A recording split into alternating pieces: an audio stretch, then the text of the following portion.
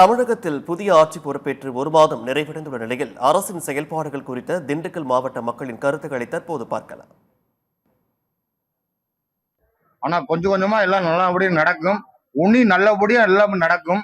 கொஞ்சம் கொஞ்சமா எல்லாம் பார்க்க முடியும். எல்லாம் அதாவது புதுசா வந்திருக்காங்க. புதுசா வரும்போது கொஞ்சம் ஒரு 6 மாசம் ஏதாவது இதுன்னு சொல்லியிருக்காங்க. உண்மையிலேயே அவங்க அதாவது மறுபடியும் இன்னும் 5 வருஷம் இருக்கு இல்லைங்க. இன்னும் 5 வருஷம் இருக்கு. அது வரைக்கும் கொஞ்சம் நல்லபடியா நடக்கும். பெண்களுக்கு பாதுகாப்பு தரணும் தான் சொல்லியிருக்காரு. வந்ததுமே எதுவும் சொல்ல முடியாதுல்ல. கொஞ்ச நாள் டைம் கொடுங்க, சரியா பண்ணிடுவாரு அப்படின்னு ஒரு நம்பிக்கை எல்லா மக்களுக்கும் இருக்குது. எனக்கு மட்டும் இல்லை, எல்லா மக்களுக்கும் இருக்குது. நான் பொதுவாகத்தான் பேசுறேன்.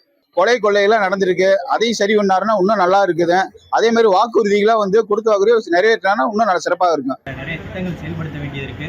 அந்த திட்டங்களை எல்லாம் இன்னும் விரைந்து செயல்படுத்த மக்களுக்கு போதுமான அளவில் அந்த சேவைகளாக இருக்கட்டும் எல்லாமே கிடைச்சாலே அது மிகப்பெரிய சிறப்பான ஆட்சி அமையும் சொல்லிட்டு நான் நினைக்கிறேன். அதே மாதிரி டாஸ்மாக்லாம் நிறைய ஊழல் பண்ணியிருக்காங்க. நிறைய காசு அதிகமாக வாங்குறாங்கன்ற பிரச்சனைலாம் போகுது. அதையும் கையில் எடுத்து அதையும் வெளிக்கொண்டு வந்திருக்காங்க. கொஞ்சம் நிறைய கடைகளை பூட்டியிருக்காங்க. இந்த மாதிரி பாசிட்டிவாக இந்த ஆட்சி நடந்துட்டு இருக்கு. நிறைய இடத்துல ரைடு போயிட்டு இருக்காங்க. முக்கியமாக அவங்க லேடிஸ்க்கு முன்கடனை கொடுத்து பார்க்கணும். ஏன்னா பல இடத்துல இப்போயும் சின்ன பிள்ளைகள் பாதிக்கப்படுறாங்க, லேடிஸ் பாதிக்கப்படுறாங்க. அதனால நீங்கள் சார் ஒரு ரிக்வஸ்ட்டு, ஃபஸ்ட்டு லேடிஸ்க்கு நீங்கள் இது முக்கியத்துவம் கொடுங்க.